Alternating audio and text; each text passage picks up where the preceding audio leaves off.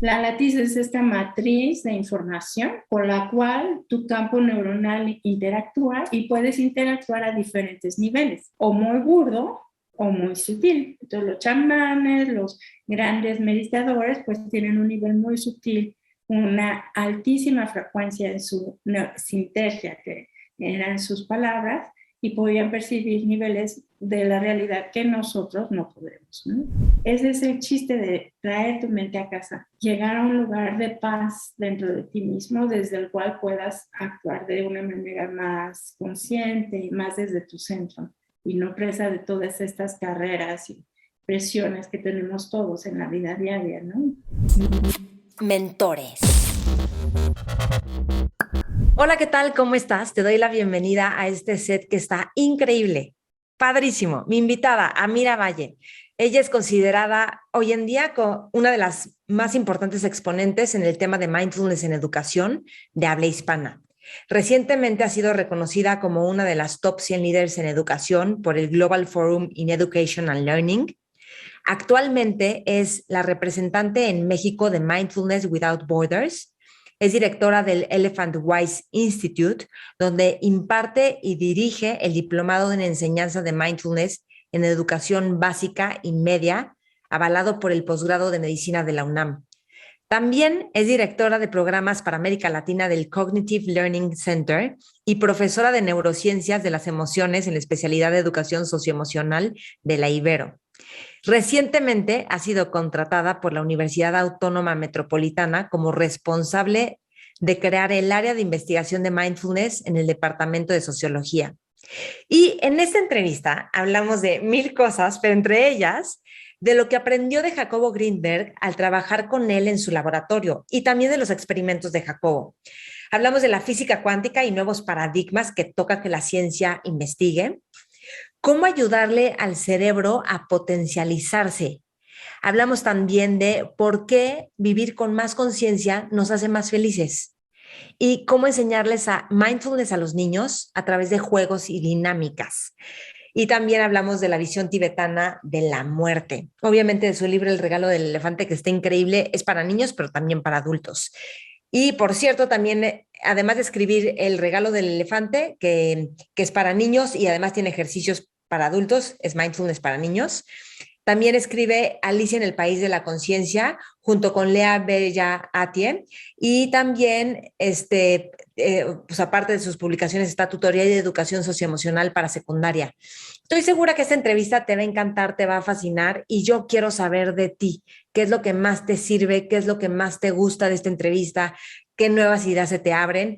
A Mira la puedes encontrar en amiravalle.com, elephantwise.org o elregalodelelefante.com. Entonces, échale un ojo a todo lo que está haciendo, disfruta esta entrevista y antes de ir con la entrevista te recuerdo que cada 6 semanas empezamos Mentores Lab y Mentores Lab es un grupo en el que se registran personas. Vamos leyendo un libro y una vez a la semana nos reunimos. Y en estas reuniones de libro, lo que hacemos es hablar de los temas más importantes del libro y ver cómo aplicarlos a nuestra vida personal y profesional. Y yo dirijo ejercicios para que tengan un verdadero impacto en nuestras vidas. Son sesiones fascinantes, te ayudan a leer, porque siempre todos queremos leer más, a discutir con otras mentes inteligentes y corazones abiertos cómo ver la vida y cómo crear la vida distinto y también a que tu vida se vaya transformando y tu visión de la vida. No te lo pierdas, toda la información la publico en mis redes de Mentores con Maite y Maite Valverde de Loyola. Y ya sabes, te espero justamente en todas las redes del programa, Mentores con Maite y Maite Valverde de Loyola.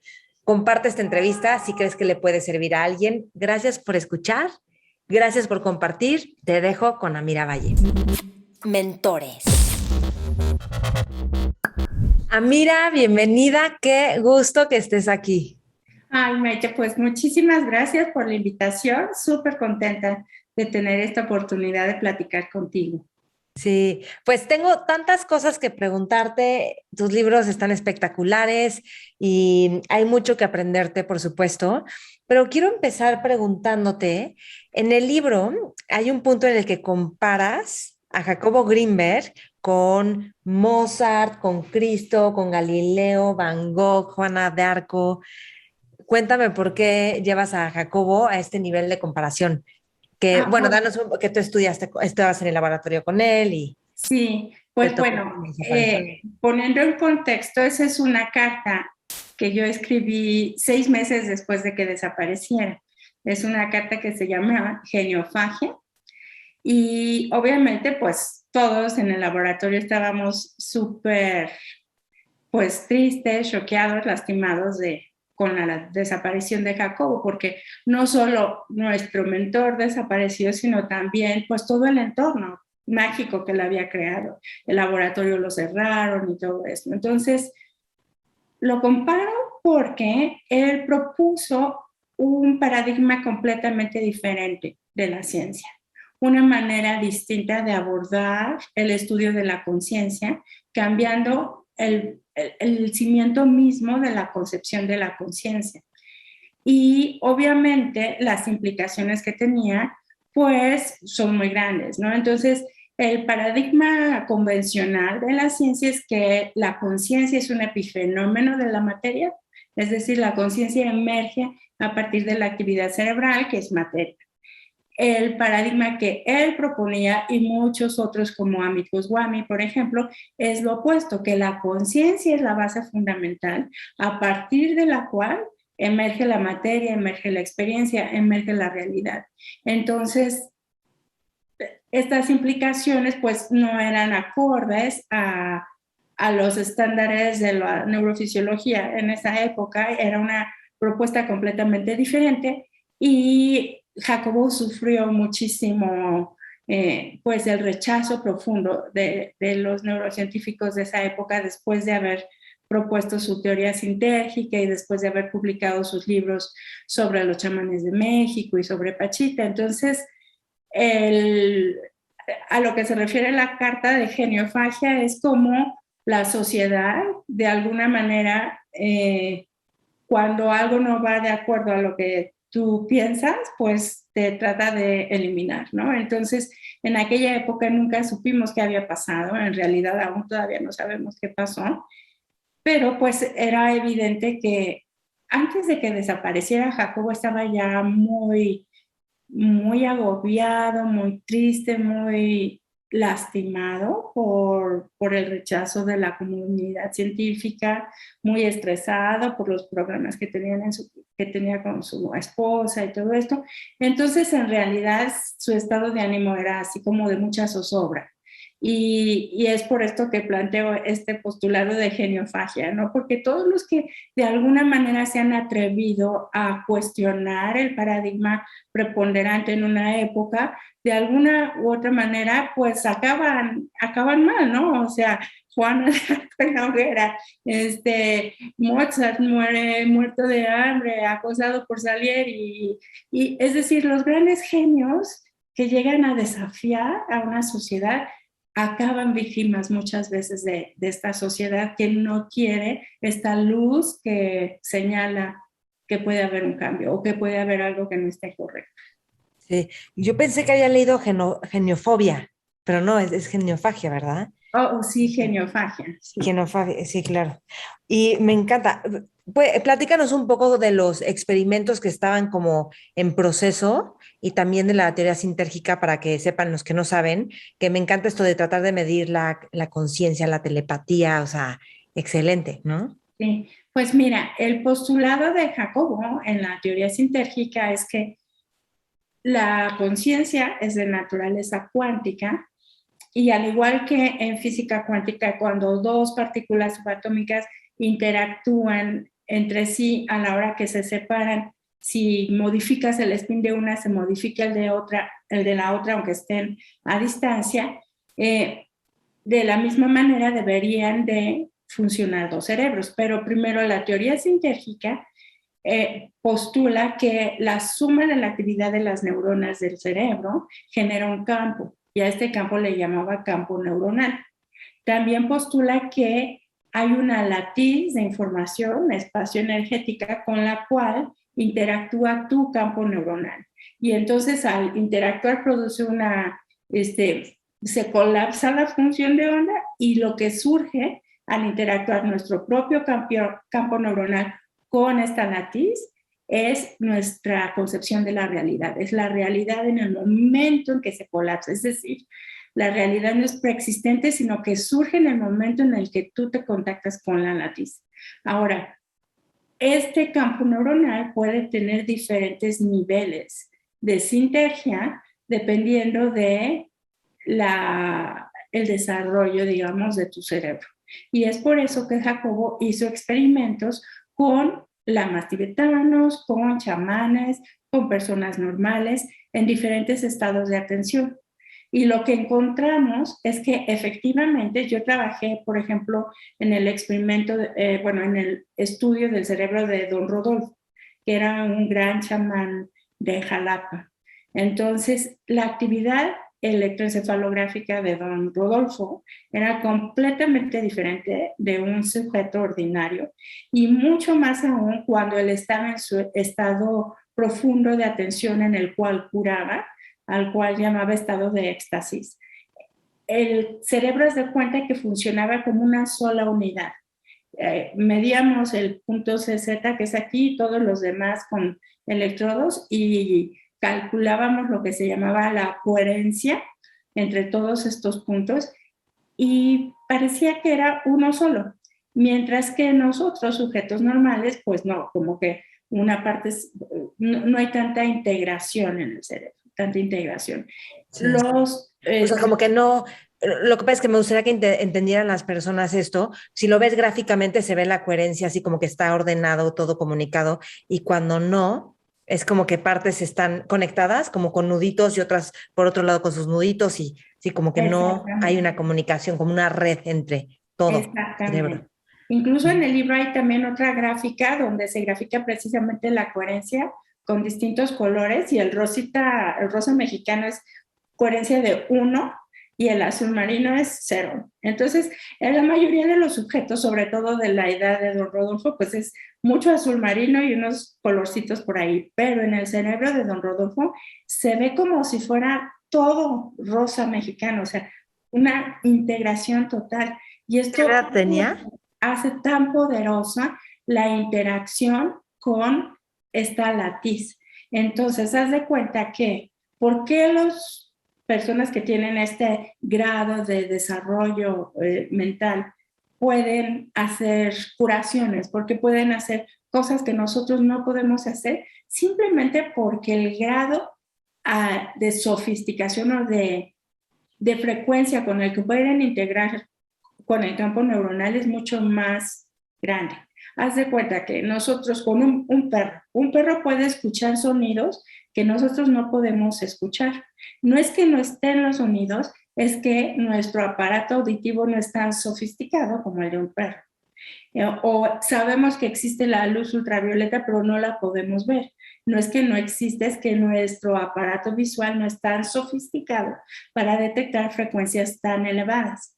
Entonces, de la misma manera, personas con un gran desarrollo de su conciencia pueden percibir aspectos de la realidad que nosotros no podemos. Entonces, este era el postulado fundamental de la teoría sintérgica, y para probarlo necesitaba comprobar que efectivamente la conciencia operaba de una manera cuántica, es decir, no local. Es decir, que los cerebros podían interactuar a distancia instantáneamente sin que tuviera que transcurrir tiempo para que una señal llegara. Entonces, el experimento más importante de Jacobo, que fue el que sentó las bases para este nuevo paradigma del que habla Deepak Chopra y muchos otros autores, es que dos personas interactuaban entre sí en una cámara de Faraday. Una cámara de Faraday es un cuartito normal, pero que está aislado electromagnéticamente, así como con unas rejitas y eso, para que no salga ninguna comunicación, ninguna onda electromagnética. Entonces, ambos sujetos tenían su gorrita, y después de haber estado 20 minutos o meditando juntos o sintiéndose uno al otro de alguna manera muy empática, se separaban y en dos distintas cámaras de Faraday, es decir, no había ninguna comunicación electromagnética. registrábamos a ambos sujetos al mismo tiempo. Estimulábamos a uno de los sujetos con flashes, con imágenes, con toques, y obviamente se provocaba en su cerebro, en su electroencefalograma, un pico. A este pico se le llama potencial evocado porque nosotros lo provocamos. Pero en el cerebro del otro sujeto no estimulado, que no tenía la menor idea de qué estaba pasando con la otra persona, registrábamos el mismo pico en el mismo milisegundo. Impresionante. Pero en otro cuarto, para que quede claro para todos. O 15 sea, metros de distancia, dos laboratorios diferentes y sin ¿cuántos posibilidad metros de de distancia? comunicación. ¿Cuántos metros de distancia es que se me 15 cortó? metros de distancia era lo que 15. hacíamos, porque eran los dos laboratorios que teníamos, ¿no? Entonces, el mismo pico, ¿qué quiere decir? Que estos cerebros estaban conectados y que se estaban comunicando de manera no local, es decir, cuántica. Y esto fue sí, el descubrimiento o el experimento más importante de Jacob. Este experimento, cuando yo llegué al laboratorio, lo íbamos a ampliar, porque mi amiga Lea, que es coautora del libro, ella hizo su tesis de maestría con este experimento, así con muchísimos sujetos.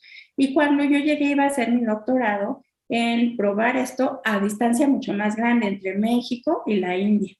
Teníamos ya el convenio de la UNAM con el Instituto de la India, la investigadora se iba a quedar en mi casa, ya estaba todo así puesto a punto, porque imagínate una distancia tan enorme, pues obviamente si funcionaba es que estaba súper probado que realmente era no local esa comunicación. Y otro experimento increíble que estábamos también ya empezando era entre diferentes especies, entre niños autistas y delfines. En la segunda sección de Chapultepec, en esa época había un delfinario que Atlantis. se llamaba Atlantis, y Sí. ahí daban delfinoterapia a niños autistas.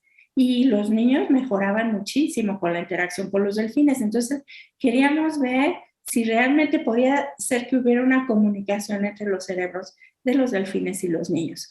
Ya habíamos diseñado los electrodos para los delfines que pudieran ser en el agua, habíamos ido a nadar con los delfines, ya estaba todo listo, ¿no?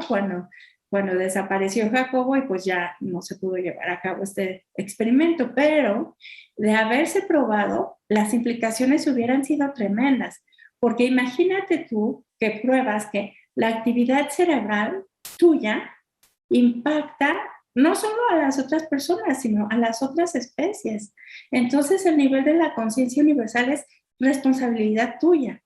Y Total. eso es una implicación importantísima, porque imagínate si todas las conciencias de los seres vivos están conectadas, entonces, ¿cómo puedes justificar los ecocidios que estamos llevando a cabo? O sea, imagínate tú las implicaciones que tienen. Y bueno, eso fue lo que a mí más me dejó mi paso por el laboratorio, este profundo sentido de responsabilidad, de elevar el nivel de nuestra propia conciencia para mejorar la conciencia universal, porque finalmente estamos interconectados. O sea, esto de haberse probado, que creo que hay otros también buscando probarlo, es que genera un nuevo paradigma de quién eres tú en la vida y en el universo. O sea, tú Exacto. como fuente creadora de todo, casi, casi, ¿no? Claro, y hay muchas personas que se sienten desmotivadas a, pues, ¿qué puedo hacer yo por el mundo? ¿Qué tanto puedo hacer yo? Y no encuentran un sentido a su vida. Si tú realmente estás convencido de que el nivel de conciencia que tú puedas generar está afectando al todo, entonces claro que todos tenemos un lugar importantísimo, porque lo que nosotros hagamos con nuestra mente afecta a todo. Entonces, pues todos tenemos un rol súper importante en el mundo, ¿no? Y es elevar este nivel de conciencia. Sí, increíble. Y dime algo, ¿tú veías algo particular con de Jacobo, o sea, en cómo él vivía su vida, como en sus hábitos, en su forma de estar, de pensar, o si se daba espacios, o bueno, meditaba, ¿no? Y que, o sea, era como mindfulness, aunque él lo llamaba distinto, ¿no? Pero Mira, en primer lugar era un genio. O sea, su mente funcionaba a una velocidad vertiginosa, o sea, y era impresionante las conexiones que podía hacer entre hechos aislados, las propuestas y la manera de ver el mundo. En realidad sí era un súper genio y era increíble pues poder intercambiar ideas. Y la verdad en el laboratorio todos eran súper apasionados por lo que hacíamos, todos inteligentísimos. Entonces era un ambiente donde realmente cada vez creabas conceptos, ideas, teorías, ¿no? Entonces, por otro lado, sí, él meditaba mucho y además era muy ecléctico, o sea, pues su formación judía, pero aprendió de muchas otras disciplinas. Y entonces en el laboratorio meditábamos, a veces íbamos a Tepoztlán, nos salíamos a meditar, también en CEU, en el espacio escultórico, a veces íbamos a meditar, pues, y además él tenía su cátedra y también una clase de meditación autoalusiva, que así le llamaba, y era en el laboratorio, en el auditorio de la Facultad de Psicología, y se súper llenaba de gente. Y esto ¿Y era, cómo era esa meditación? la meditación autoalusiva consiste en ir integrando diferentes partes de ti mismo, como mindfulness, pero Ujú. como que lo vas sumando. O sea, primero observas tu respiración, después todas tus sensaciones corporales, después te vas viendo como tratas de generar esta metacognición, de verte desde fuera y te ves más integrado. Y él decía que mientras más vas integrando el yo y vas creando el observador, él le llamaba verte desde fuera, y luego otro observador que veía al observador viéndose a sí mismo y otro observador así. Entonces esta era la meditación, ¿no? El chiste era como que tratar de, o sea, observo mi pensamiento, observo que yo estoy observando mi pensamiento, me observo a mí misma observando mi pensamiento, y así, ¿no? Vas generando muchas otras capas, y cada vez que vas integrando, y vas integrando todas, por ejemplo, empiezas sintiendo el dedo gordo del pie derecho, y después puedes integrar las sensaciones de todo tu cuerpo, integrar tu cuerpo con tus pensamientos, integrar tu cuerpo, tus pensamientos, tus emociones y así. Entonces vas, él decía, subiendo en el nivel de sinergia, porque cada vez lo vas viendo más integrado. Ujú. Y un ejemplo era, si tú estás en la superficie de la luna y estás caminando, solo puedes ver piedras o arena o así. Pero si estás desde la Tierra, tú puedes ver la luna en su totalidad. Es decir, que mientras más te alejas, puedes percibir más integralmente. Y esto es un nivel muy alto de sinergia, porque cuando tú ves la luna desde la Tierra, estás viendo el total de la información de la luna. Entonces, lo que pretendía con estas meditaciones era precisamente aumentar el nivel de sinergia con el que percibes y de esta manera el nivel de información.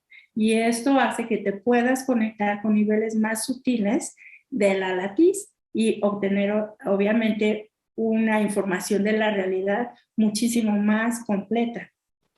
Total. ¿Qué dijiste? ¿Niveles de la Lakis, dijiste? De la latiz, ¿no? Ves que te Ah, decía que la latiz es esta matriz de información con la cual tu campo neuronal interactúa, y puedes interactuar a diferentes niveles, o muy burdo o muy sutil. Entonces los chamanes, los grandes meditadores, pues tienen un nivel muy sutil, una altísima frecuencia en su sintergia, que eran sus palabras, y podían percibir niveles de la realidad que nosotros no podemos, ¿no? sí, fíjate que, o sea, todos estos conceptos es como, wow, wow, pero a mí lo que me pasó, no sé cómo habrá sido para ti, Amira, pero yo llegué a meditar con mindfulness, que es así súper aterrizado y no te están diciendo de cosas que vas a percibir después y tal. Entonces, para mí, que yo era una súper escéptica de cualquier cosa rara, fue muy bien, porque entonces empecé a despertar una conciencia y una sensibilidad que luego cuando me empiezo a enterar como de otras cosas dije, es que claro, o sea, yo ya lo he vivido, ya lo vas captando, pero es distinto cuando ya lo viviste y entonces te lo dicen, es como una confirmación de lo que tú ya viviste. Y fíjate que estaba en un retiro la semana pasada y hablaba este cuate que es como muy, hay quienes lo aman y quienes lo supercritican, que es Joe Dispenza, pero habla mucho él de cuando llegas a los estados de coherencia y que tú del field, del campo, o sea, you download information, bajas la Exacto, información. pues es lo mismito de Es Jacobo. eso. Además que Jacobo fue el que propuso esta teoría. El field, pues es esta latiz de información y tú con el nivel de desarrollo de tu conciencia puedes acceder a diferentes niveles de información. Entonces, pues, claro, cuando se colapsa tu función de onda, tu campo, con la lápiz se genera esta realidad, esta información, ese download de la información. Ya descargas y viene como esa parte más conectada con la genialidad, como con no ser un mago, pero porque captas estas fuerzas y tal, pero se requiere muchísima diligencia y disciplina y, ¿no? Como esta metaconciencia, pero me parece a mí fascinante, o sea, como todo lo que podemos, porque se va mucha ansiedad porque ya tienes la claridad, la confianza de la armonía y del flujo del universo. Y Así. ahorita, porque aparte tú tienes muchos proyectos en pro de los niños, de evitar violencia a través de mindfulness, que ahorita pasamos para allá, pero hay algo que dijiste como de esta coherencia y cómo esta coherencia o sea, se ha querido demostrar cómo impacta los cerebros de otros, ¿no? La coherencia de uno. Y yo creo que para mí es súper claro y te he escuchado o leído decir que cuando tú viste a los lamas por primera vez, o creo que al Dalai Lama, fue algo muy especial y yo creo que es esa coherencia que sientes, bueno, tú ya me vas a decir, pero como esa coherencia que modifica tu propia coherencia, entonces se siente algo muy especial Ah, y entonces impacta todo un espacio. exactamente. Y es como, te digo, como un rayo, ¿no? Así como una cantidad de energía impactante. Y a mí me ha pasado muchas veces en mi vida, cuando es algo que realmente es mi camino o es lo que tengo que hacer, siento eso por dentro, ¿no? Esa como descarga energética. Ese Y, arousal, esa excitación de y cuerpo. sí, y Sí. Carlos Castaneda decía, hay caminos con corazón y caminos sin corazón, y siempre tienes que seguir los caminos con corazón. Y para mí es eso, o sea, cuando tu corazón siente que va a explotar de emoción por algo que, pues es que ese es tu camino con corazón, ¿no? Y yo cuando, pues sí, la primera vez que interactué con los lamas fue una cosa increíble y supe que el budismo era algo que tenía que practicar y entré a Casa Tíbet y cuando leí los libros de Jacobo igualmente y así, ¿no? Entonces, o cuando fui a una conferencia sobre mindfulness en educación también, o sea, entonces digo, bueno, pues por aquí va mi camino y voy siguiendo esos, así como esas cosas energéticas que pasan dentro de ti. Pero, Y ¿qué pasó en ti al ver a los lamas? O sea, ves a ¿eh? los lamas. ¿Qué pasó en ti al ver a los lamas? Y pues fue, o sea, la primera vez que los vi, te digo que fui a una conferencia de Casa Tíbet que se acababa de inaugurar en México sobre medicina tibetana. Y entonces pasaron estos médicos tibetanos y Tony, y bueno, pues sí, sentí como que por dentro así como una cosa energética fuerte, ¿no? Algo como una emoción muy grande, pero como más eléctrico que emocional, ¿no? Me encanta eso de eléctrico. Ajá. Entonces dije, bueno, voy a averiguar de qué se trata esto. Y Sí. porque empecé a preguntar. Y una vez le decía un maestro, es que luego siento que los tibetanos como que no son tan pedagógicos, entonces como para aprender no es tan pedagógico y tienes que como que parece que es muy aburrido de repente, pero él me decía, no importa, su luz ya es una bendición. Cada vez que haya oportunidad de estar con un maestro de estos, tú ve, no importa si es pedagógico o no. Y sí, o sea, genera o sea, yo digo que algo se rompe internamente como para una nueva apertura cuando Claro, y estás con estas personas gente que tienen ese tan desarrollo de elevada. conciencia, de alguna manera están deformando el espacio a su alrededor, porque es como si fuera algo, un centro gravitatorio enorme, y el espacio a su alrededor lo modifican a su percepción. Y por un momento tienes la fortuna de que te permitan entrar a su espacio y percibir el mundo de la manera en que ellos lo perciben. Claro que una vez que regresas a tu vida ordinaria se te olvida, pero estar cerca es algo realmente maravilloso. O sea, pero por eso tenemos que hacer nuestros propios monasterios en la vida normal y nuestras propias prácticas y qué te va a alimentar para seguir como con una coherencia de conciencia con otros. O sea, por eso la sangha, ¿no? Que propone el budismo, o sea, la comunidad con la que te vas ayudando en el camino de la conciencia. Así es. Ah, ok. Ah, ¿algo más que quieras agregar de esto? No, no, pues tú, claro. Pues te digo que sí, es algo como súper energético el ver el mundo así. Y por ejemplo, en 2002 fui con mi familia a Austria, al Kalachakra que dio el Dalai Lama. Y bueno, fue una experiencia así completamente mágica, como que entras en otra realidad, pero regresando, pues regresas a tu vida ordinaria y se te olvida. Pero luego, cuando fui al Congreso de Educación, que estaba el Dalai Lama y todos los neurocientíficos y todos los maestros, siendo ya yo maestra en Estados Unidos, iba pensando, o sea, quiero que ahora sí ya pueda saber para qué diablos estoy en este mundo, porque como que decía, tengo que hacer algo y no sé qué, pero iba con esa disposición de que por favor, que ahora sí pueda yo determinar qué es lo que quiero hacer. Y entré a ese congreso y al escuchar, pues, sobre todo lo que era la neuroplasticidad y todo esto, con lo que habíamos trabajado de alguna manera en el laboratorio de Jacobo, las prácticas seculares de mindfulness, porque yo las conocía desde la perspectiva budista, y las implicaciones en el sistema educativo, pues fue así como que igualmente otro momento de estos súper energéticos para mí. Y fue cuando supe que lo que quería hacer en mi vida era precisamente dedicarme a mindfulness en la educación. Y fue ahí que ya empecé mi camino en esto. Ay, que es así como de cuento escrito, así como organizado perfecto. Pero hay algo que me parece muy importante y es todo, pues yo también tengo una buena carrera en mindfulness y sus caminos varios porque como que te vas empapando de otras cosas, ¿no? Que van sirviendo a la conciencia y a la liberación. Pero de entrada, o sea, como uno no puede encontrar su sentido, o pocas veces yo creo, si tenemos niveles de estrés o de como sentir que estamos sobreviviendo a la dura vida tan altos, ¿me explicó? O sea, como que más desde espacios de donde nos sentimos seguros, donde nos sentimos que tenemos una oportunidad o vemos una necesidad que nosotros ya estamos atendiendo o algo así. Pero, ¿cómo tú dirías que se puede encontrar como el sentido de vida o el para qué de vivir?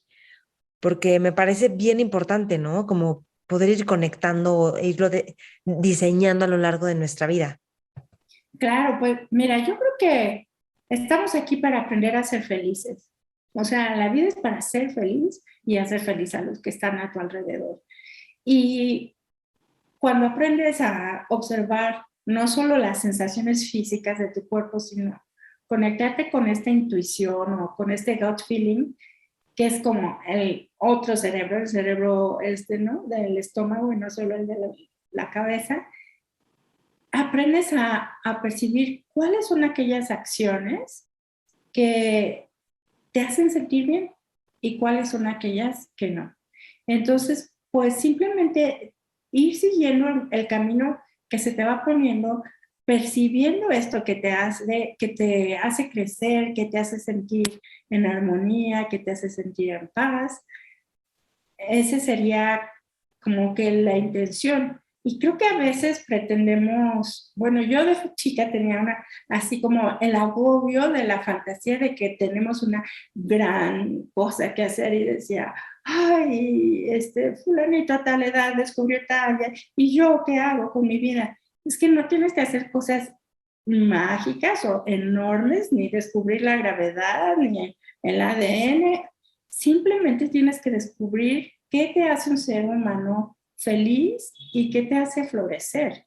Y, y con que tú estés bien y tu entorno esté bien, es más que suficiente, porque eso se va ampliando y ampliando. Todas las acciones tienen consecuencias y es como, el otro día estaba en la Mexicana en un laguito que hay patos y un pato se rascó la cabeza así y se hicieron las olitas, o sea, de rascarte la cabeza tienen implicaciones y las olitas iban haciéndose más grandes y más grandes, o sea, todo lo que haces, entonces, si haces algo para tu propio beneficio o para el beneficio de los otros, pues va teniendo implicaciones, ¿no? Y se va haciendo más y más grande, pero yo creo que sí tu motivación y tu intención tienen que ser puras, o sea, tienen que ser de verdad, profundamente, desear que lo que haces sea para el beneficio de los demás y para el beneficio tuyo. Ujú. ¿A ti te ha pasado, mira, de tener momentos en tu carrera, o sea, que parece que ya está bastante definido y yo hago mindfulness y todo esto, y que igual te sientes como con un poco perdida o sin sentido, como que no está generando lo que tú esperabas o el impacto o los resultados que tú esperabas o la apertura en la gente que tú quisieras? ¿Te ha pasado eso? Pues mira, siempre hay momentos así como donde dices, híjole, sí tendrá sentido todo lo que hago, todo lo que me esfuerzo, todo lo que trabajo. Y a veces piensas que, no sé, me ha tocado dos o tres alumnos o gente que tratan de aprovechar lo que les das y, no sé, de una manera que no es la que tú anhelas. Pero la verdad es que la mayoría de el trabajo que he hecho se ha reflejado en el trabajo de mis alumnos de una manera maravillosa. O sea, han llegado muchísimos niños en lugares donde yo no podría llegar, en colonias muy lejanas para mí o de mucha violencia, en rincones del país donde yo no tengo acceso. Entonces, cuando me cuentan historias de cómo impactó mi programa a un niñito que no tenía esto o aquello, y bueno, me da muchísima alegría, ¿no? Me da muchísima alegría. Y pues siempre es importante revisitar tu motivación, revisitarla, porque muchas veces siento que esto de mindfulness está como comercializando mucho Sí, sí. ay, fulanito que no tiene ni idea de lo que está hablando y se está haciendo millonario con unos cursos de lo más chafas, pero ¿es esa tu intención? ¿Es hacerte rico? Pues no, o sea, si tu intención es realmente sembrar semillas de paz, entonces eso es lo que tienes que medir.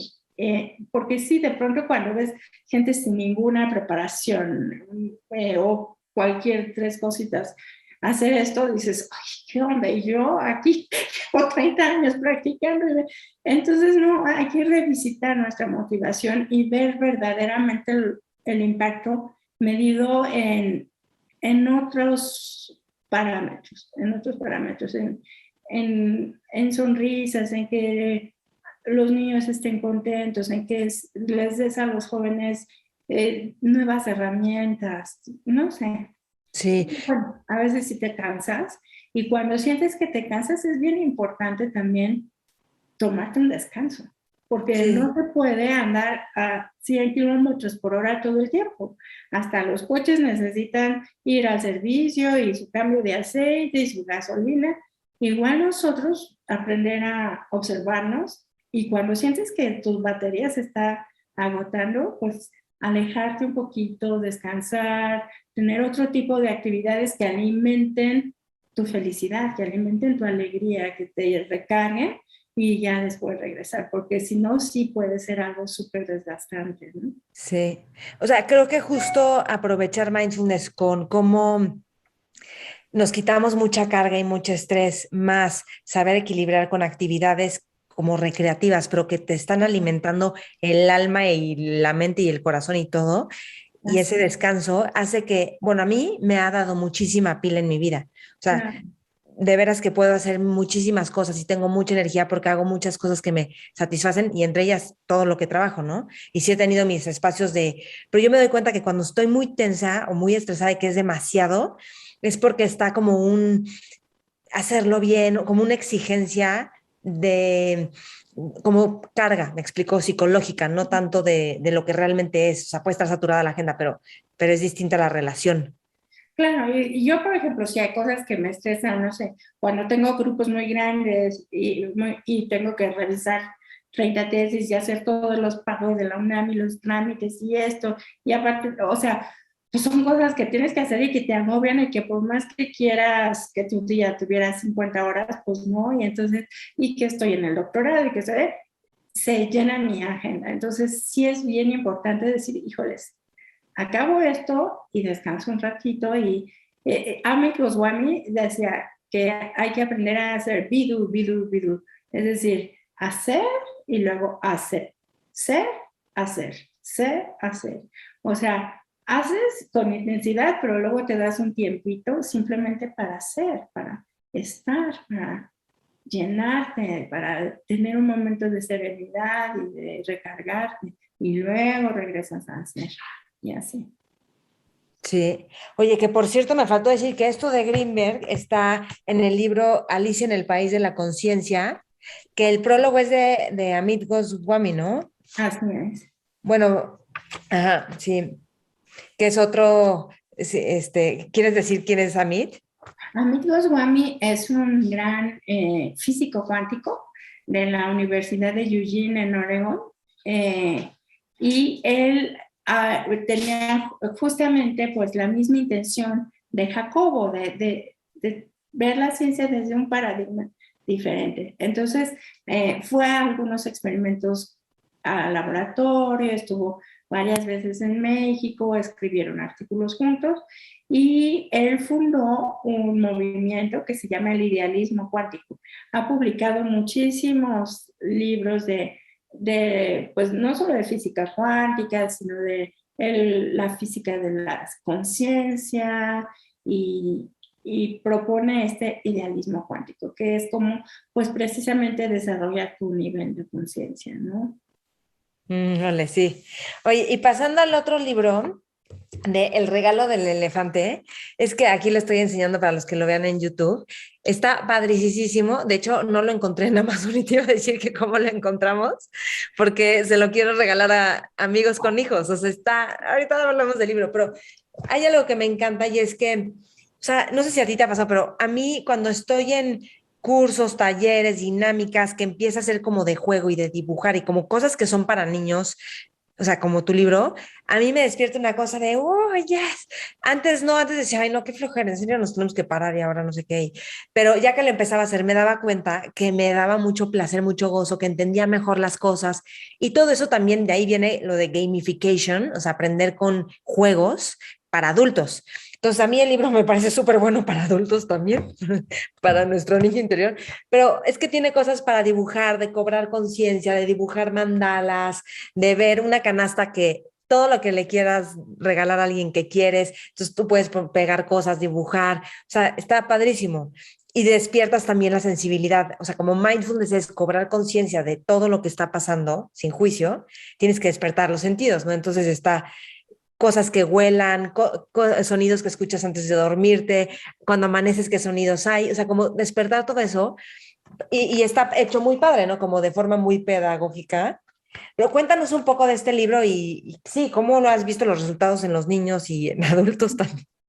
Pues mira, ves que te conté de este evento en 2007. Yo era maestra en Estados Unidos, o sea, yo estudié química, luego trabajé con Jacobo, luego me fui a vivir a Miami y ahí estudié educación y trabajaba con niños cuando decidí estudiar mindfulness en educación. Entonces ya tenía yo toda esta formación didáctica y pedagógica. Y bueno, hice mi especialidad en mindfulness en educación y empecé a trabajar en escuelas. Y me certifiqué en todos los distintos programas de mindfulness en educación, entonces ya tenía muy claro qué quería enseñar, qué prácticas, la secuencia, todo. Pero me tocó un grupo de niños súper chiquitos que, ¿cómo les explicas? Vamos a aprender a entrenar tu mente, ¿no? O el entrenamiento de la atención, pues no. Tenía que ser con una historia, porque los niños aprenden con historias y tienen personajes las historias. Entonces, ¿cuál era un personaje que representara lo que yo quería? Y en Oriente hay una analogía entre la mente y un gran elefante blanco, porque es lo más poderoso que tenemos, que nos puede llevar a donde nosotros queramos llegar, pero primero lo tienes que entrenar, porque un elefante salvaje puede destruir la aldea en vez de llevarte a donde quieres. Entonces, con esta analogía en mente, el personaje principal de mi libro es un elefante, un bebé elefante que se llama Rumi, como el gran poeta del siglo XIII, el poeta persa. Entonces, unos hermanitos lo encuentran en una trampa de un cazador y tienen que entrenarlo para que encuentre a su familia. Entonces, es un cuento de aventuras donde cada capítulo voy presentando una nueva práctica de mindfulness o de educación emocional.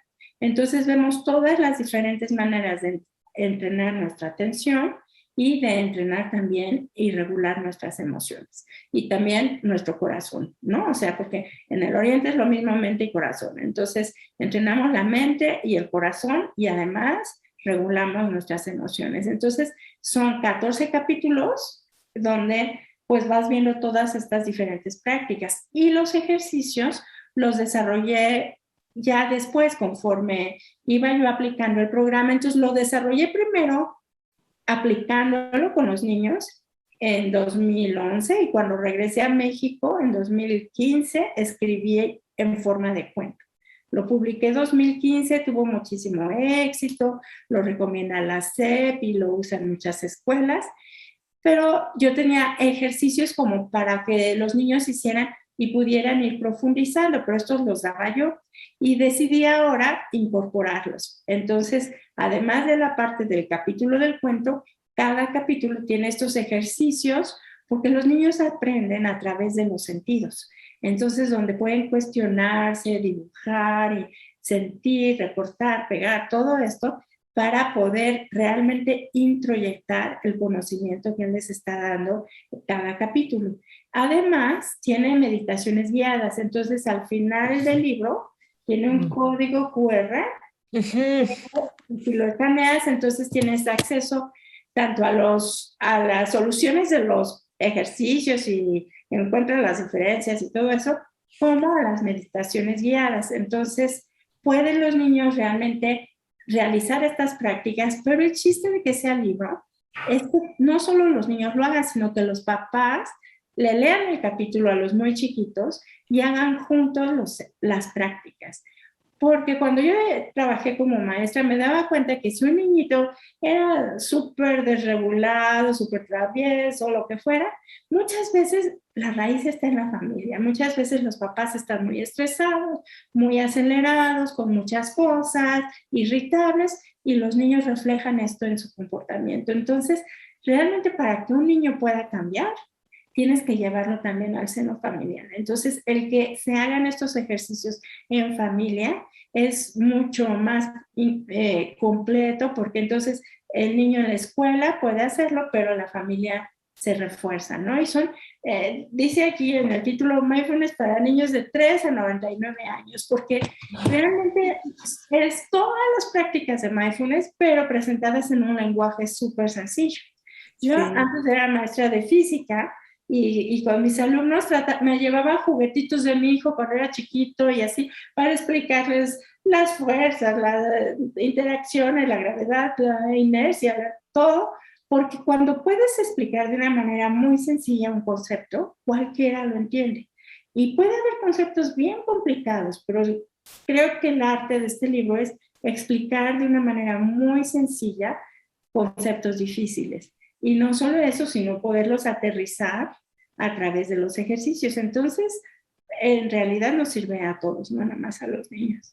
Muchísimo. De hecho, han hecho experimentos que llevan como a clases de mindfulness solo a los niños. Luego, creo que a los niños, pero los papás viéndolos y luego los papás con los niños o los papás no van o solo los papás. Y lo que más funciona es cuando lo hacen papás con hijos. O sea, porque pues sí, porque o sea, aprendemos por imitación. Entonces tú ves a tus papás y aprendes más de eso que de lo que te vayan a decir. Y eso es bien importante porque aprendemos por imitación. Y como papás o como maestros muchas veces pretendemos, o sea, con palabras decimos lo que queremos enseñar, pero nuestras acciones son distintas.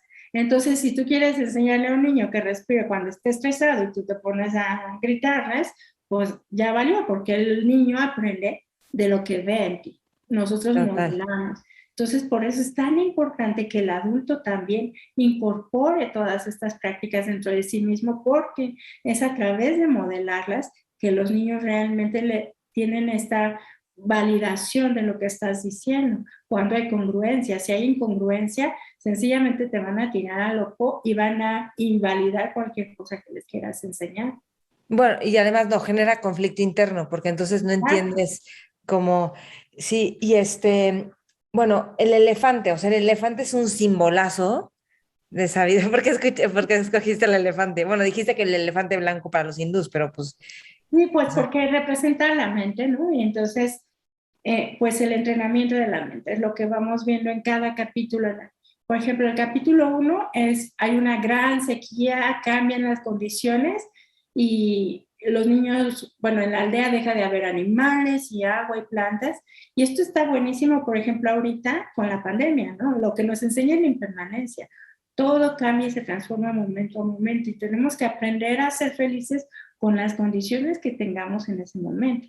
Entonces, pues nos habla de resiliencia, de impermanencia, de la respuesta del cuerpo al estrés, de cómo respondemos nosotros atacando, huyendo, congelando, descubrir dónde sentimos el estrés en nuestro cuerpo. Y ya después, pues los niños rescatan al elefante, nos habla de esta actitud compasiva, de estar atento a las necesidades de los demás, de hacer aquello que está en tus manos para ayudar al otro y descubrir cómo ayudando a los demás realmente el que se siente mejor es uno mismo, o sea, realmente te beneficias a ti ayudando a los otros. Y ya después vienen todas las prácticas del entrenamiento de la atención, la respiración, la atención a la respiración, usar la respiración como un método de regulación tanto de emociones difíciles, del miedo, del enojo. Después viene el escaneo corporal, aprender a llevar tu atención a sentir las diferentes sensaciones de tu cuerpo, descubrir también las emociones, cómo se sienten en el cuerpo. Después viene el movimiento como un método de atención, después la escucha atenta, después viene el aprender a morar en las emociones felices, en aquellas cosas buenas que tenemos, porque estamos educados a percibir todo lo negativo y a hablar de lo malo que nos pasa, pero lo bueno lo pasamos por alto. Entonces, aprender a morar en ello. Luego viene mindful eating, atención sensorial, y ya después vienen todas las prácticas de regulación emocional. Aprender a descubrir tus disparadores emocionales, resolución de conflictos y finalmente aprender a dejar ir y gratitud. Entonces, más o menos es el ciclo de las prácticas que se han presentado en el libro. Buenísimo. ¿Y tú qué dirías, Amira? Porque, o sea, para adultos, todo esto así de la conciencia, de la parte sensorial, de reconocer las emociones, ¿por qué es importante como adultos también tener como estas habilidades y competencias, pues Eso es desarrolladas? importante porque nosotros solemos morar en el modo del pensamiento, ¿no? Este modo cognitivo. Y realmente cuando estamos estresados es porque tenemos muchas cosas que hacer, un pendiente, una junta, y como me dijo, porque me peleé, y todo está en la cabeza y estamos repitiendo estos pensamientos que nos están estresando. Y es importantísimo aprender a regresar a la mente, a su hogar, al cuerpo y aprender a reconectarnos con el cuerpo. Entonces, por ejemplo, estas prácticas sensoriales, lo que hacemos es llevar nuestra atención a cada uno de nuestros sentidos de manera aislada. Y yo cuando enseño mis cursos de mindfulness, le pongo a los adultos los mismitos ejercicios, les pongo su antifaz y sus semillitas y a ver, vamos a clasificarlas con los... Y es increíble cómo se divierten y cómo realmente estás inmerso profundamente en tu atención a través de los sentidos, ¿no? Entonces, a través de las sensaciones de tu cuerpo. Entonces, estamos entrenando la atención y estamos entrenando regresar la mente a casa. Entonces, cuando regresas la mente a casa, es como cuando llegas a tu casa después de estar todo el día en la calle con los tacones y cargando paquetes, entras y dices, ay, ya llegué a casa. Y te quitas los zapatos y dices, ay, ese es el chiste de traer tu mente a casa. Llegar a un lugar de paz dentro de ti mismo, desde el cual puedas actuar de una manera más consciente y más desde tu centro, y no presa de todas estas carreras y presiones que tenemos todos en la vida diaria, ¿no? Sí, sí, sí, increíble. ¿Qué es lo que más te está apasionando ahorita? ¿Qué temas te están fascinando, apasionando? Ajá. Bueno, pues ahorita estoy bien contenta con la nueva edición de mi libro, me encanta. Ah, sí, es que paréntesis, no dije, pero es que este es el libro integrado, cuento y cuaderno de trabajo. Y no lo encontraba, pero bueno, para que sepan, está el cuento junto con los ejercicios que está extraordinario, o sea, me encantó. Y los dibujos divinos, o sea, la calidad también de las hojas, o sea, divino. Ay, qué bueno que te gustó. Sí, tengo una súper diseñadora maravillosa que sabe poner en dibujos todas las ideas que yo tengo y me conoce perfecto. Entonces, lo diseña increíble, ¿no? Que es como de Disney. Pues bueno, es buenísima ella, la verdad. Y me encanta, lo que me apasiona es enseñar a maestros y psicólogos y papás cómo pueden llevar estas prácticas, ¿no? Entonces tengo mi diplomado de mindfulness en educación, que me encanta enseñar. También doy clases de neurociencias de las emociones en la Ibero y esto me súper encanta. Obviamente, pues después de salir del laboratorio de Greenberg, pues las neurociencias es algo que me apasiona. Y ahorita estoy súper contenta porque en la UAM también me contrataron para abrir el departamento de mindfulness. Entonces, pues estoy pudiendo invitar a personas que he admirado mucho, que han significado mucho en mi vida, pues a colaborar para un congreso internacional, para un libro que tenemos que publicar de mindfulness y sociedad. Me encanta dirigir las tesis de mis alumnos porque es aplicar mindfulness hacia nuestro país y realmente ver cómo puede tener un impacto social estas prácticas. Y también estoy trabajando en un proyecto increíble que se llama Fuerza Heroica, que son unos cómics que estamos desarrollando con la Universidad de Aguascalientes y con un proyecto lindísimo de prevención de adicciones para jóvenes, para niños y jóvenes, pero con este formato de cómics. Y pues todo esto me motiva muchísimo, ¿no? O sea, poder llegar a los niños, a los jóvenes. También estoy escribiendo un libro con mi hermana para tercera edad, mindfulness para tercera edad. En la pandemia trabajamos mucho con personas de la tercera edad que se sentían súper aisladas, mis papás, o sea, mis tíos, así, deprimidos de que no podían salir, nadie los iba a ver. Entonces, hicimos una comunidad bien bonita, donde podían platicar, aprendieron a usar el Zoom y con estas prácticas soy representante de Mindfulness Without Borders en México, entonces llevamos este programa que está diseñado para jóvenes o mayores de 15 años, pero con la tercera edad nos funcionó precioso y ahorita estamos escribiendo, mi hermana y yo, un libro especial para tercera edad de mindfulness. Y bueno, pues todos estos proyectos me apasionan muchísimo, ¿no? Poder llegar a la gente y poderles dar herramientas que les puedan ayudar a sentirse mejor, más contentos, a encontrar paz, a responder a la violencia con paz, sobre todo. Sí. Mira, es que dijiste un montón de cosas, pero ya te quiero preguntar de muchas, pero hay algo importante y es, o sea, que tú haces que es hacerlo práctico, porque no todo mundo que se quiere sentar a meditar en silencio, ¿me explico? O sea, que en silencio no es que no piensas en nada, decía un maestro en la maestría, o sea, ¿de dónde sacaron que es poner la mente en blanco? O sea, es el como del radio pasillo, no, nunca es poner la mente en blanco, o sea, la mente piensa, es el sexto sentido, la mente piensa. ¿Qué ibas a decir? No, sí, que realmente meditar es tener una mente atenta y despierta en un cuerpo relajado, o sea, no quieres tener una mente en blanco, ¿para qué te sirve una mente en blanco? O sea, lo que quieres es que puedas hacer que sea prístina tu mente atenta y despierta. Pero Exacto. Y para que sea prístina, es importante saber observar los juicios, no como juicios, sino como realidades, que bueno, es un arte de vida, ¿no? O sea, ya. y también quería decirte ok, y entonces tú enseñas a tus maestros cómo sacar ejercicios es que todos estos ejercicios didácticos y de las semillitas y de dibuja por aquí y ahora haz no sé qué y ahora infla la panza, o sea, todo eso que es una forma de aprender padrísima. Bueno, has tomado miles de cursos, pero ¿de dónde has sacado esos ejercicios? O a lo mejor tú misma te inventas Sí, algunos, pues ¿no? muchos me los invento yo, pero yo tengo la formación, aparte de química y de neurociencias, de maestra Montessori. Y trabajé Ah, muchos años como maestra Montessori, aprendí en Estados Unidos, en Miami, y tuve maestras buenísimas. Y mi maestra de sensorial era extraordinaria.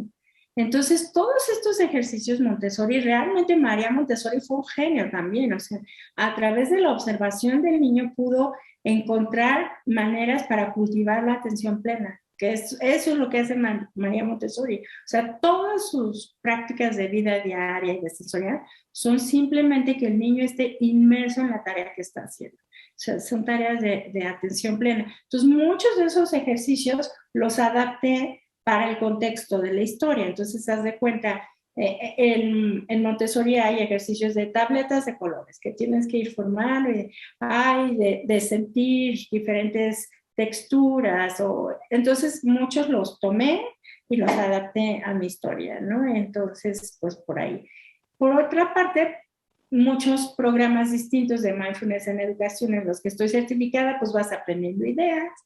Y por otra, siempre me ha encantado enseñar de una forma muy sencilla y muy didáctica los conceptos. Entonces, de pronto se me ocurre, ay, pues vamos a usar esto o aquello, ¿no? Entonces, y pues ya llevo muchos años enseñando este programa, entonces diseñando ejercicios para que los niños lo entiendan bien y esto, entonces muchos son los que puse en el libro, ¿no?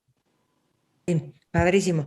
Tú dices que tu abuelo era un genio y es uno de los genios que tuviste cercanos. Él era así, o sea, didáctico y que explicaba. Mi abuelo materno sí realmente era un genio. Él fue diplomático, fue embajador en varios países. ¿Cómo se llamó?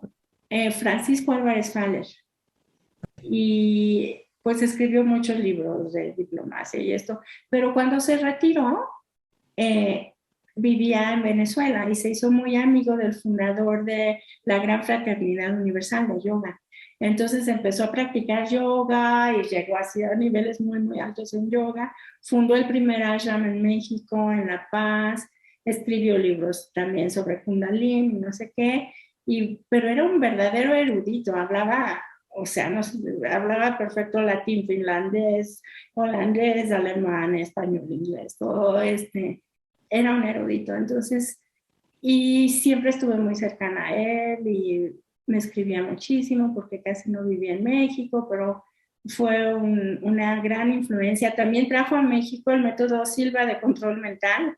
Ah, Me enseñaba clases de control mental en la casa y no sé qué, hacía sus grupos. Entonces era muy ecléctico porque tanto muy académico como también visitaba todos estos prácticas como nuevas y disruptivas y cosas, ¿no? Entonces, muy estilo Jacobo, o sea, que le interesaba todos los diferentes aspectos del ser humano, ¿no?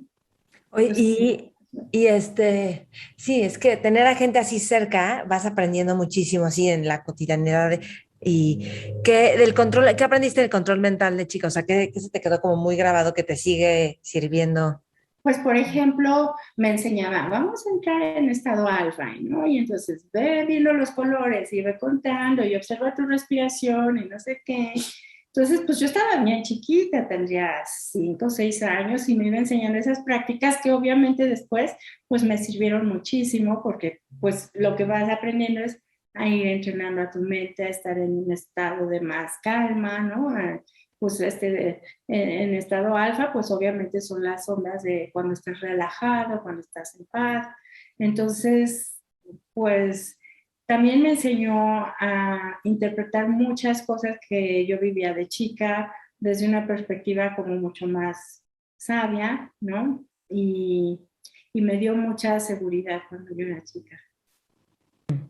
¿Cómo es ver las cosas con una perspectiva más sabia? O sea, porque creo que a veces todos necesitamos eso. Lo estamos viendo así como, Pues mira, yo de chica tenía, me pasaban, tenía como ciertas percepciones que no eran normales, así extras, pues sabía si una persona iba a morir, si estaba muerta, sabía si iba a pasar un fenómeno, un terremoto o cualquier cosa, o si iba a haber, o sea, si mi mamá iba a salir y decía, no, no salgas, va a pasar algo horrible, ¿no? Y habían los 70s, ¿no? Estas manifestaciones estudiantiles, ¿no? O sea, como que percibía cosas así o de pronto veía cosas. Y entonces mi abuelo me decía, no, no te preocupes, es que mira que lo que está pasando es esto y aquello, y todo es ¿y qué? normal, y todo Ah, existe. pero ¿por qué percibías tanto? Ya ¿Eh? estabas ahí conectada al field. ¿Por qué Sí, percibías tanto? Es que, o sea, es súper psíquica, ¿no? Eres pues, súper psíquica. la verdad es que los niños tienen la mente mucho más abierta, porque o sea, existe toda la realidad y tú te conectas solo con un aspecto de la realidad y luego la sociedad te refuerza cuál es el aspecto de la realidad que tienes que creer, pero existe todo lo demás, pero como es difícil de acceder, pues nadie lo valida. Pero entonces también por eso me encantó el budismo, porque explicaba, pues, por ejemplo, todos estos reinos de existencia, no nada más el de los seres humanos, y eran cosas que yo veía cotidianamente. Entonces, pues el que me dijera, no, no estás loca y lo que estás viendo está bien, y me enseñaba pues libros de Salvador de Freixedo. Cuando era chica, 7, 8 años, leía yo de Salvador de Freixedo y sobre parapsicología y todo esto. Entonces, pues realmente sí me dio una enorme seguridad porque desde mi perspectiva, como fui formada en colegio de monjas católica y todo, muchas de estas cosas pues la tachaban de locura. Y entonces era bien feo sentirte tachada de loca. Y mi abuelo me ayudó a no sentirme así. Y después por eso me encantó conocer a Jacobo, porque él también validaba científicamente cosas que yo había experimentado de chica, que yo sabía que eran verdad, pero que la ciencia las negaba porque pues no las podías comprobar. Y me encantó que Jacobo tuviera la valentía de aplicar el método científico para tratar de probar cosas que la humanidad ha vivido por milenios, pero no había el método científico para probarlos, pero pues no porque no lo pueda probar no existe, ¿no? Total. ¿Cómo qué cosas validó que tú sentías de chica y Jacobo y que luego dijiste, ah, mira, hice? Por ejemplo, esto de que te puedes conectar con diferentes niveles de la realidad, o sea que tu campo neuronal puede acceder a las diferentes bandas sintérgicas, así le decía él, ¿no? Y que, por ejemplo, los chamanes y todos estos personas muy desarrolladas pueden percibir niveles de la realidad que tú no, que una persona común no. Entonces yo de chica pues percibía cosas que no podías probar, que si la guerra en Vietnam estaba pasando cuando yo era chica y de pronto veía cosas así, o que si un tío en Oaxaca había habido un terremoto y no había comunicación y se estaba muriendo, y yo sabía que estaba pasando algo re feo, pero no tenía cómo explicarlo. Yo tenía 4, 5 años, 7 años. Entonces, o de pronto veía en mi cuarto seres que estaban de ausencia de luz y pues, pero sí existía. O sea, hay cosas que sabes que son reales lo que estás percibiendo. Y entonces el poder explicarlo y que formen parte de la cosmovisión de una cultura, por ejemplo, y que estén descritos y todo de una manera formal, pues te da como, ay, pues sí, no estaba tan mal, no estaba tan loca. Todo Sí. esto existe, no todos lo ven, yo lo veía, ya no lo veo, pero te da una sensación de, ok, no estaba mal. Y eso fue lo que, esa búsqueda tan grande que tenía de chica, me llevó al budismo y me llevó a Japón. Y cuando cerró el laboratorio, pues me dejó esta convicción de que la conciencia es algo lo más increíble que existe. Nuestro cerebro es maravilloso y desarrollar nuestra conciencia nos puede ayudar a alcanzar todo lo que queramos. O sea, no esto de que materializas y que ves que vas a ser rico, no. Lo que realmente deseas en tu interior, o sea, desarrollar tu conciencia te puede dar paz, te puede dar sabiduría, te puede dar armonía, y eso es lo que realmente queremos, eso es lo que realmente buscamos todos. Entonces sí, fue ¿Cómo? un camino que me dio me reconcilió con mi infancia, que fue muy difícil. Sí, no, a mí me sorprende que escogiste mindfulness como un camino cuando podría parecer que es como muy básico, muy aterrizado, si ya estabas tan conectada con temas como más de percepciones distintas y esotéricos y de chamanes, como que, y que te hayas ido a mindfulness me llama la atención. Pues es que una vez que, o sea, las prácticas meditativas realmente cambian la manera en que te relacionas con el mundo. Y cuando tuve mis hijos, lo que yo quería era transmitirles esta manera de ver el mundo.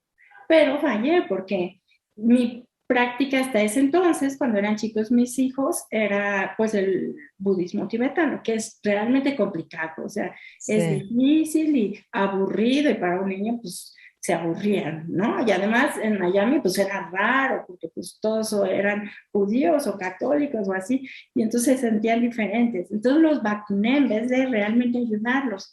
Pero por otra parte, como maestra y mamá, yo veía toda la violencia en las escuelas, todo este absurdo perseguir, llegar a tal universidad, no sé qué, y me parecía tan sin sentido y necesitaba tanto encontrar, o sea, ¿por qué tanta violencia, el bullying y todo? Me preocupaba muchísimo.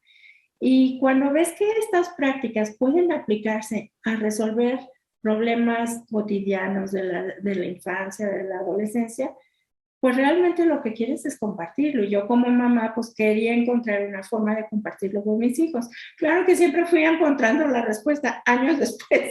O sea, ya estaban más grandes cuando encontré lo de niños chiquitos, pero fue siempre mi motivación poderlo llevar, pues, y fui aprendiendo cosas de niños chiquitos cuando mis hijos eran chicos y de adolescentes cuando mis hijos eran adolescentes, y bueno, ya ahorita son adultos los dos, pero fue siempre mi motivación, fue poder comunicar estas prácticas de una manera sencilla que pudiera llegar al mayor número de personas posible, ¿no? sí. Fíjate que cuando yo descubrí la meditación, que fue hace pues como 12 años, yo decía, es que esto está cañón y es súper desafiante, o sea, porque yo ya quería terminar cada que empezaba una meditación, yo decía, ya quiero terminar y en los retiros me da una desesperación decir, o sea, apenas es la primera mañana y yo ya no puedo más y decía, es que, yo sabía que era increíblemente poderosa, pero decía, es que yo creo que nadie se lo va a chutar. O sea, si yo le cuento a mis amigas, no se lo van a chutar. Y luego sí, ya no te das cuenta y todo el mundo por todos lados, que se me hace increíble, ¿no? ¿Qué le dirías a alguien que se quiere conectar con mindfulness? Como cómo conectarse o cuáles serían las bases o por dónde le sugieres empezar? Pues la verdad es que mi libro está bien fácil y te puede Sí, ir de acuerdo. hasta también para los adultos, ¿no? O sea, las Ujú. prácticas que vienen ahí, porque vienen muy bien guiadas las prácticas y todo, escritas y guiadas. eh, También hay muchas prácticas informales que son fabulosas. Entonces, pues claro, el tener la disciplina de incorporar una práctica formal en tu vida, como sentarte en el cojín y atender a tu respiración y observar las sensaciones de tu cuerpo, y todo esto es fundamental. Pero puedes reservar, no sé, a lo mejor 15 o una hora de tu día a eso. Pero, ¿qué pasa con las otras 16 horas del día que estás despierto? Pues también hay muchas maneras de incorporar la práctica de mindfulness a través de prácticas informales. Entonces, pues, por ejemplo, yo una que les doy mucho a mis alumnos es la respiración de la mano, de cuando están muy estresados o en un momento de transición o muy asustados. Entonces, la mano así como detente, y luego con el otro dedo recorres el contorno de la mano. Cuando vas hacia arriba de un dedo, inhalas, y si vas hacia abajo, exhalas y vas contando. Entonces, 1, 2, 3, 4, 5. Esta respiración va regulando el ritmo de la respiración.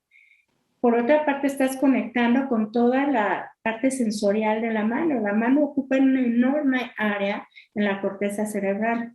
Y por otra parte, estás contando. Y al contar, estás acallando tu diálogo interior, todo caótico. Entonces, estás trayendo tu atención por la parte sensorial, el sonido, y regular la respiración, y puedes regularte. Entonces, esto te permite crear este espacio entre el estímulo y tu respuesta para no actuar de una manera compulsiva. Esa práctica me encanta. Otra que es bien linda es en tu mano dominante ponerte algo, puede ser una pulsera, un anillo, pintarte una uña de otro color o hacerte un rayón con pluma, lo que quieras, que te indique que cuando lo ves, te acuerdas. ¿Y de qué te vas a acordar? De que lo que sea que estés haciendo en ese momento con tu mano, lo vas a hacer amorosamente. Si estás haciendo tu cama, amorosamente. Si estás picando la fruta del desayuno, amorosamente. Si vas manejando, amorosamente. Si estás escribiendo una carta, amorosamente. Y eso va a ir creando conexiones neuronales entre la corteza prefrontal izquierda y tu parte emocional. Y entonces vas a poder regular las emociones y cultivar esta positividad. Entonces, todo en mindfulness es crear conexiones neuronales que modifiquen tu cerebro para que actúes de una manera más plena y más feliz. Y por otra parte, al crearlas, pues es como un círculo, ¿no? Entonces, imitas esas prácticas para crear las conexiones y luego esas conexiones te hacen actuar de una manera diferente, que te va conectando con el mundo. Y la práctica de escuchar los sonidos, por ejemplo, nos puede traer al momento presente muchas veces más fácil que observar la respiración. Hay para quien es muy angustiante observar su respiración o que de plano se desespera. La práctica de observar la respiración mediante movimientos para quienes son muy kinestésicos y no se pueden estar 10 minutos sentados, pues puedes hacerlo con los brazos o lo puedes hacer caminando. Entonces, pues hay como muchas diferentes maneras de traer tu atención a lo que estás haciendo y al cultivar la atención vas cultivando precisamente esta regulación emocional y esta capacidad de morar en el momento presente. Sí, que de hecho es pues donde es que cuando podemos disfrutar, cuando desaparece el tiempo, o sea, cuando estamos como inmersos en este instante que es lo único que tenemos, ¿no? Ya lo he dicho en otros programas, pero la definición de la Asociación de Físicos Americanos del tiempo, ellos dicen que el tiempo es aquello que impide que suceda todo de golpe. Entonces, como que se abre, ¿no? Pero cuando tú estás completamente presente, es que ya como que se integra pasado, presente y futuro y no tienes tema con el futuro ni con el pasado. Estás aquí. Es increíble, a mí me parece increíble eso. Así es. Bueno, mira, si estuvieras en una mesa con gente visionaria, emprendedora, líder, que quiere como transformar la humanidad y paradigmas, que digo que son todos los que nos escuchan, son todos los niños de 0 a 99 años que nos escuchan, o igual y hasta 110 años, ¿tú qué les aconsejarías? Les aconsejaría que traten de ser felices y que traten de encontrar la felicidad en la sencillez, que no se compliquen con cosas sofisticadas y que cada instante tiene muchísima riqueza, pero tenemos que estar ahí para descubrirla. Traer nuestra atención a cada instante, ¿no? Y no perdernos esos momentos felices, que muchas veces por nuestra cultura nos sentimos medio culpables de estar felices o de que yo tenga esto y el otro no lo tenga. Y pues si la vida te da un momento de felicidad, tratar de disfrutarlo lo máximo, o sea, con todos tus sentidos y con toda la gratitud, porque si no llevamos nuestra atención a las cosas buenas que tenemos en la vida, no podemos generar gratitud y si no tenemos gratitud, no podemos ser felices. Entonces, pues tratar de disfrutar todos los instantes de momentos hermosos que nos da la vida, que no son sofisticados generalmente. Puede ser cómo se escurren las gotas de lluvia en la ventana, puede ser el olor de la tierra cuando llueve, puede ser tu perro que te hace fiestas o tu hijito que te sonríe y disfrutar esos momentos de una manera profunda y sentirte pleno con lo que tienes y no con lo que no ver tanto lo que no tienes, porque muchas veces vemos lo que tienen los demás y nosotros no y estamos persiguiendo desesperadamente en la carrera de la rata lo que otros quisieran o otros tienen de manera material y realmente lo que queremos es tener esta plenitud, esta paz interior y el estar satisfecho con lo que tenemos. Pero para eso hay que voltearlo a ver y hay que valorarlo, ¿no? Entonces, eso sería yo creo que lo más importante, aprender a descubrir las cosas buenas que tienes y generar esta sensación de plenitud y de tengo suficiente, soy suficiente y quiero disfrutarlo y quiero aprovechar cada momento para disfrutarlo plenamente. Ay, padrísimo. Algo más que quiera. bueno, no sé, antes de que vayas a agregar algo más. Entonces, ¿dónde encontramos el libro de los niños, del Esto lo elefante? tenemos en las librerías Gandhi.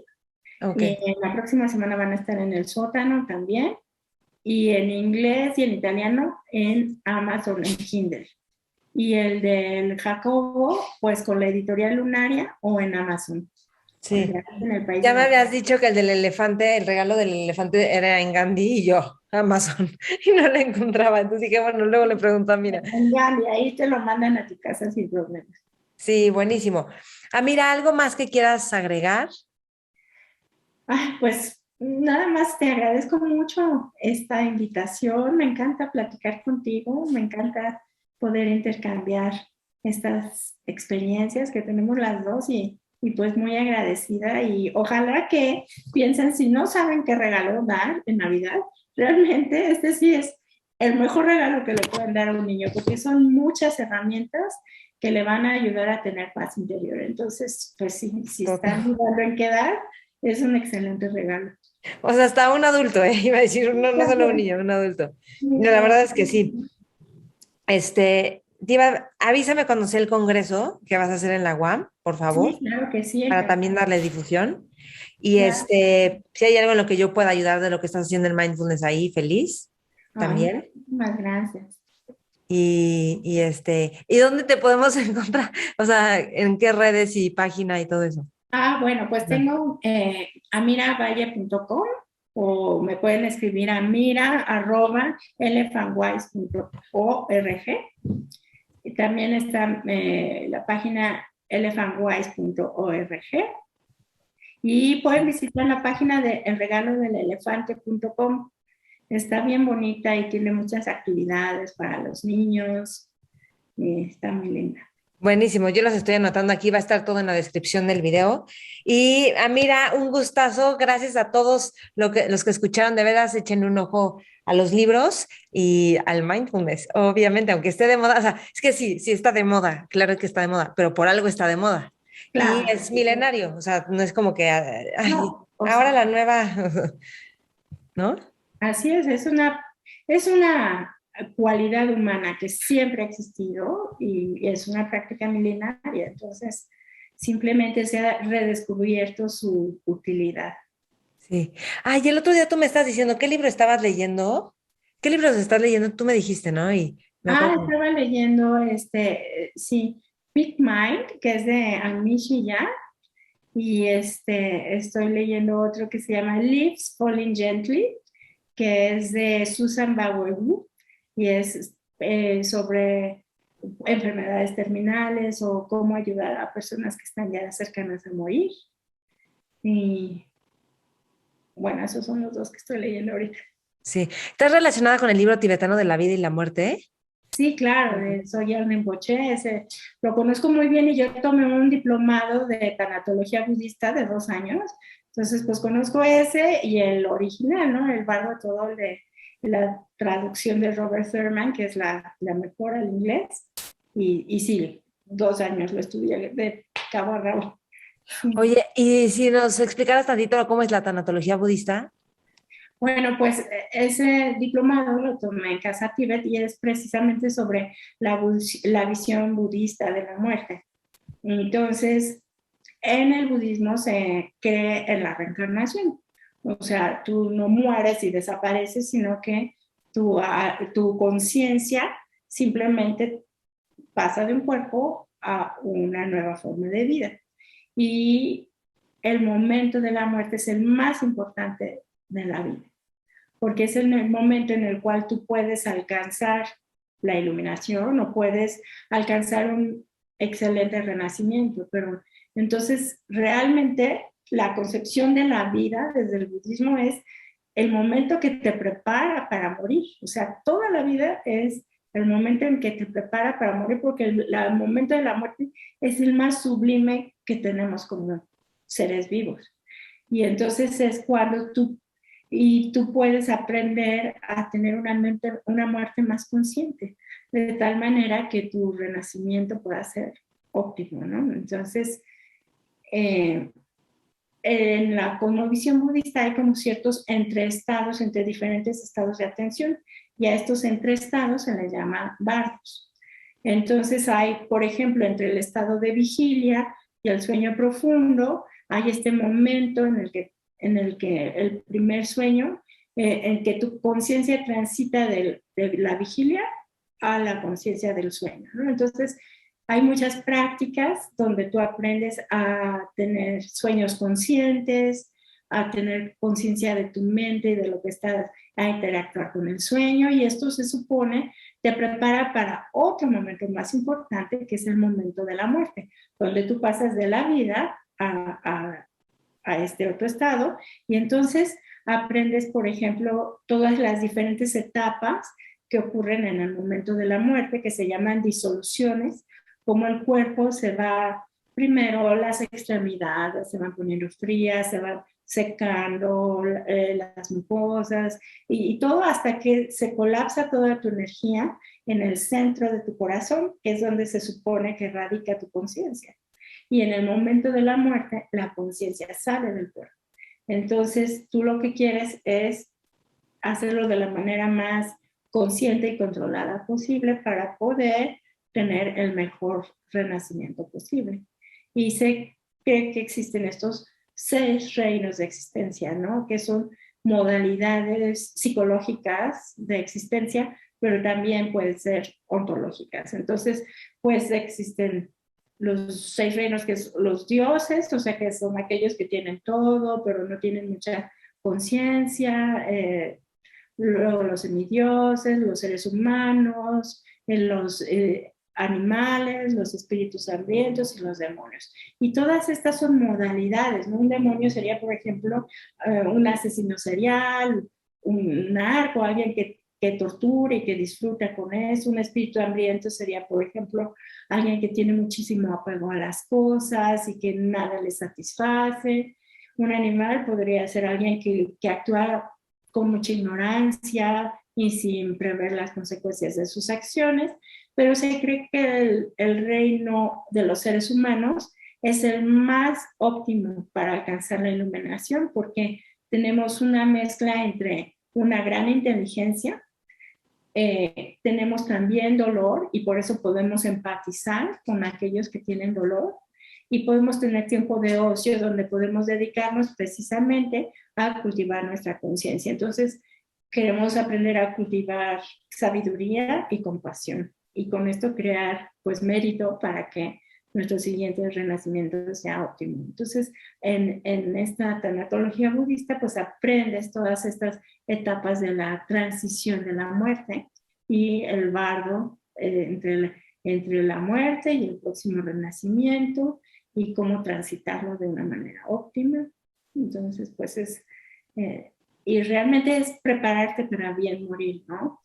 Aprendes pues a tener todos tus asuntos terrenales en regla, desde quién se va a quedar con esto, si eres papá, quién va a hacerse cargo de mi hijo, o sea, todos tus asuntos terrenales, dejarlos vistos y sobre todo dedicarte a cultivar conciencia, ¿no? Para poder transitar este momento con muchísimo éxito. Lo que tú quieres es liberarte de este renacimiento compulsivo, y entonces la muerte es la mejor oportunidad para hacerlo. Sí, no, y de nuestros apegos. O sea, todas las pérdidas que tenemos de un proyecto, de un negocio, de personas, de etapas, o sea, todo nos va enseñando a morir. Cuando todo el cambio es como la oportunidad de con esto aprender a que algo se muera y que, ¿no? Muy bien. Qué interesante, Amira, eres súper aplicada, me encanta. Bueno, tú también bajas mucha información y yo creo que pues, los efectos de la meditación nos ayudan a ser más inteligentes y como, no sé si tú lo has sentido, como que sientes que, de una vez le decía a un amigo, me decía, pero ¿qué meditar qué? Y yo, es como, o sea, ¿no ves? Como él no traía, le dije, quítate los lentes y le dije, ahora así ves normal, ¿no? Y luego meditas y te pones tus lentes y ya se ve nítido todo, ¿no? Ven detalles que antes no se veían, es como ver así en Full HD. Qué buenísima analogía, está fabulosa. Sí.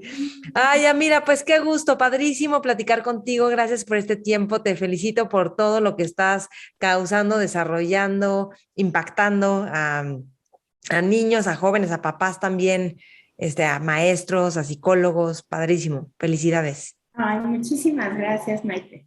Te agradezco mucho este espacio y esta charla. Me encantó platicar contigo. Sí. Oye, y nada más déjame decir una cosita más, que a mí me encanta que los tibetanos practican morir. Y yo siempre, todos los noviembres, Cabina organiza el taller de Meditando con la Muerte. Y me encanta porque haces prácticas de aprender a morir y soltar todo, ¿no? Y es fascinante, o sea, wow. Porque pones en perspectiva, o sea, todo, ¿no? O sea, te esfuerzas luego muchísimo en obtener cosas materiales, pues cuando te mueras, ahí se quedan, ¿no? ¿Qué cosas realmente te vas a llevar después de morir? ¿O qué vas a dejar? Y la intención es que tu paso por el mundo no sea en vano, ¿no? Que dejes algo, que te trascienda el cariño en la gente que te rodea, no sé, y un estado de mente más, no más elevado, pero sí más sereno, más feliz. Sí, eso, pero también lo que decías de la visión, cómo se ve la luna desde aquí, que en la luna se ven solo las rocas de ahí, y desde aquí ves un panorama mucho más alto, pues así, ¿no? Como hacer nuestros proyectos desde ese panorama que entonces te alimenta el proyecto, no te drena, ¿no? Exactamente. Sí, ay, bueno, padrísimo, mira, muchísimas gracias. Al contrario, Maite, gracias a ti. Mentores. Oigan, pues me encantará saber de ustedes qué es lo que más les gusta y qué es lo que más les sirve de esta entrevista, con qué te quedas, qué nuevas ideas tienes, qué te está fascinando. De veras que sí, quiero saber. Y estamos en contacto y ya sabes que cada 7 semanas empezamos Mentores Lab. No te pierdas el próximo Mentores Lab. Son libros que súper escojo de tal forma que cambie nuestra forma de ver el mundo, de relacionarnos con nuestra parte profesional y nuestra parte personal. Las sesiones son una vez a la semana, discutimos los temas del libro y hacemos ejercicios para implementarlos en nuestra vida, además de que vamos juntando mentes y corazones de los que también están inscritos. Entonces es fascinante y te va a cambiar la vida y te va a hacer leer, porque muchos queremos leer mucho más de lo que leemos y esta es una disciplina para estar leyendo, porque leer es aprender de otros mentores, o sea, de los autores mismos. Bueno, ya sabes, estamos en todas las redes, Mentores con Maite y yo, Maite Valverde de Loyola. Estamos en contacto y quiero saber de ti. Hasta pronto. Mentores.